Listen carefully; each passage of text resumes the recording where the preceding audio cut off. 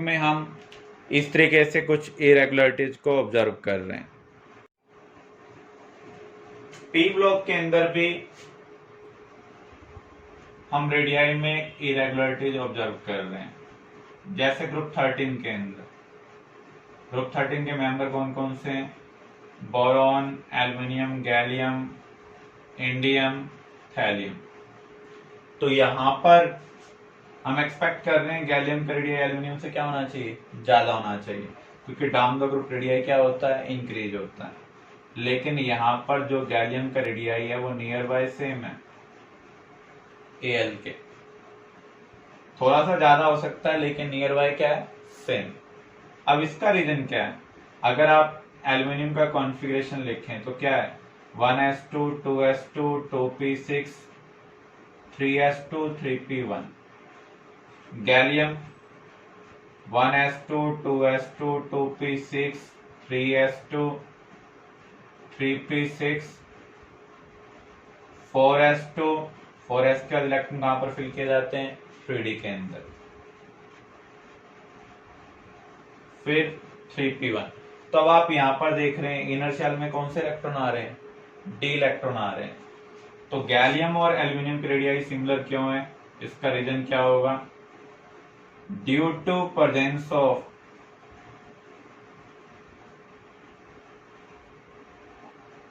d electron in inner shell,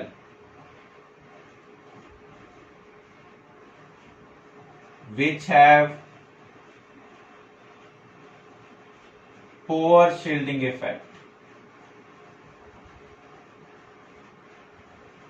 similar way में indium और thallium का भी जो रेडियाई है वो नियर बाय सेम है। थैलियम का रेडियाई इंडियम से ज्यादा होना चाहिए लेकिन नियर बाय सेम है। इसका रीजन क्या है? इसके इनर शेल के अंदर कौन से इलेक्ट्रॉन प्रेजेंट हैं? D and F electron present हैं, जिनका शील्डिंग इफेक्ट क्या है? पुअर है। ग्रुप 14 में भी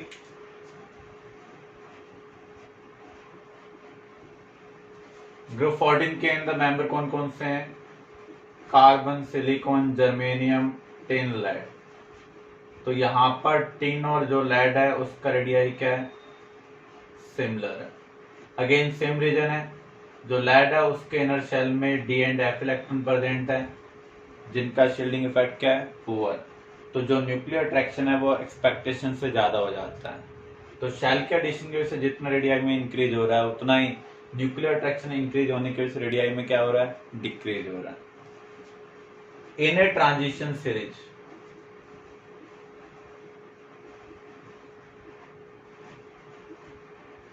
मान लीजिए हम 3D सीरीज की बात करें,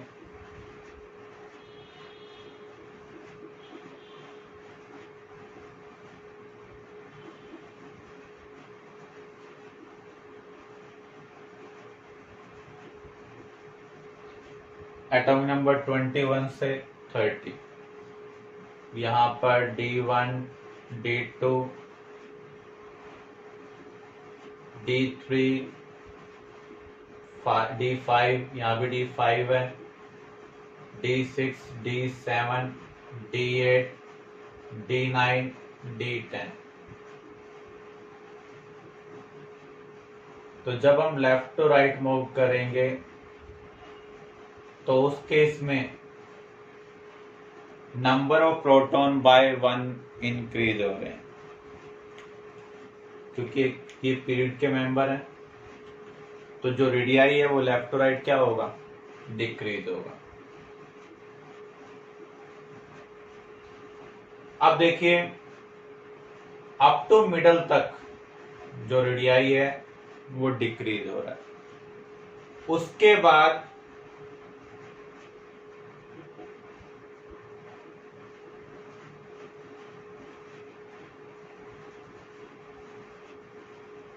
जो डिक्रीज होगा वो स्मॉलर हो जाएगा।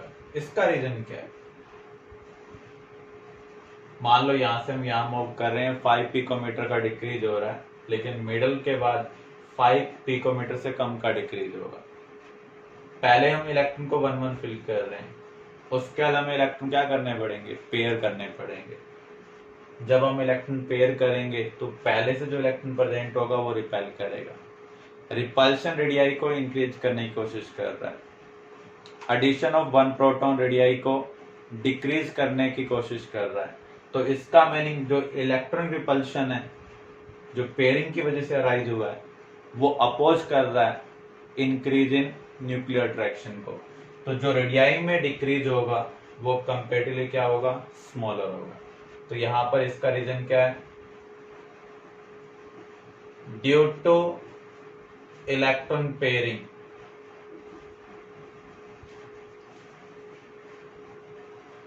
repulsion arises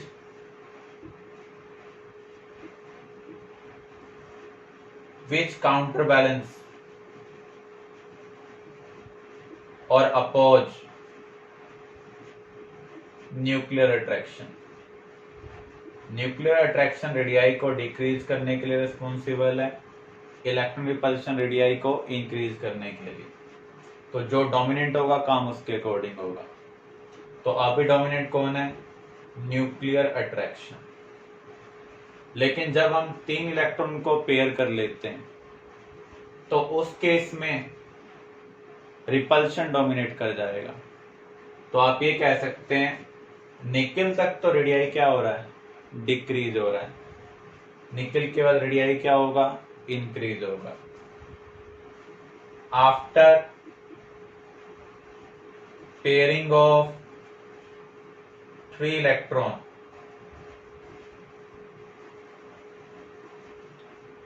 repulsion dominate nuclear attraction।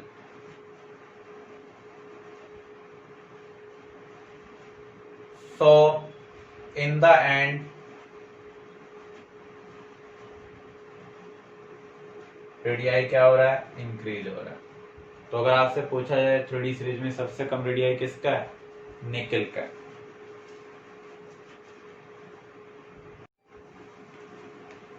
Cation का रेडियाई हमेशा न्यूट्रल एटम से कम होता है, क्योंकि जब आप इलेक्ट्रॉन का रिमूवल करते हैं तो number of proton number of electron से ज्यादा हो जाएंगे।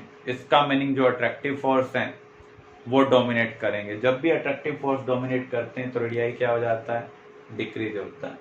तो केटाइन का रेडियाई हमेशा न्यूट्रल एटम से क्या होगा, कम होगा। डाउन द ग्रुप जब आप मूव करते हैं, जैसे एटॉमिक रेडियाई इंक्रीज होता है वैसे आयनिक रेडियाई क्या होगा, इंक्रीज होगा।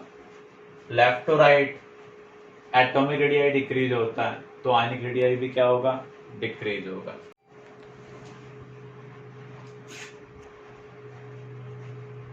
जैसे से केटाइन का पॉजिटिव चार्ज इंक्रीज हो रहा है तो न्यूक्लियर अट्रैक्शन डोमिनेट होता जा रहा है, रेडियाई उसके अकॉर्डिंग क्या होगा, डिक्रीज होगा। अगर हम अनायन को कंसिडर करें, अनायन कैसे बनता है, बाय गेन ऑफ इलेक्ट्रॉन। तो इस केस में number of electron number of proton से ज्यादा हो जाएंगे। इसका मीनिंग जो इलेक्ट्रॉन रिपल्शन है वो डोमिनेट करेगा। अगर रिपल्शन डोमिनेट करता है तो रेडियाई क्या होगा, इंक्रीज होगा। आइसो इलेक्ट्रॉनिक स्पीसीज क्या होती हैं, आइसो का मीनिंग है सेम, इलेक्ट्रॉनिक का मीनिंग है इलेक्ट्रॉन्स। तो आइसोइलेक्ट्रिक आयंस और स्पीसीज आर दो species which contain same number of electrons. Isoelectric species में आप रेडियाई कैसे निकालेंगे, आपको ध्यान रखना है जितना ज्यादा पॉजिटिव चार्ज होगा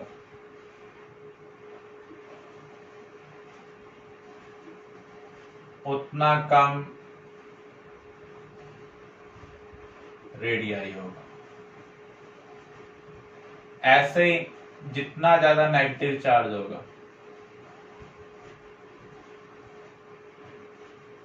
उतना ज्यादा रेडियाई होगा, क्योंकि नेगेटिव का मीनिंग क्या है, रिपल्शन डोमिनेट करेगा। पॉजिटिव का मीनिंग अट्रैक्टिव फोर्स डोमिनेट करेंगे। या फिर आप ये कह सकते हैं जिसकी Z/E वैल्यू ज्यादा होगी, Z यहां पर है atomic number means number of protons, E यहाँ पर किसको रिप्रेजेंट कर रहा है, नंबर ऑफ इलेक्ट्रॉन्स। तो जिसका Z/E हाइयर होगा उसका अट्रैक्शन भी क्या होगा, ज्यादा होगा, वहां पर अट्रैक्टिव फोर्स ज्यादा होंगे, इसलिए रेडियाई क्या होगा, स्मॉलर होगा। क्लियर।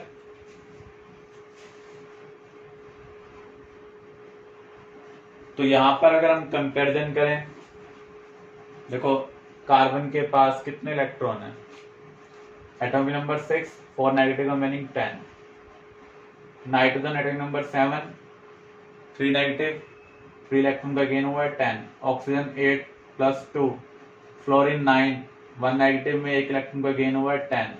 तो ये सभी आइसो इलेक्ट्रॉनिक स्पीसीज हैं। तो आइसो इलेक्ट्रॉनिक में जितना ज्यादा न्यूक्लियर चार्ज होगा उतना कम क्या होगा, रेडियाई होगा।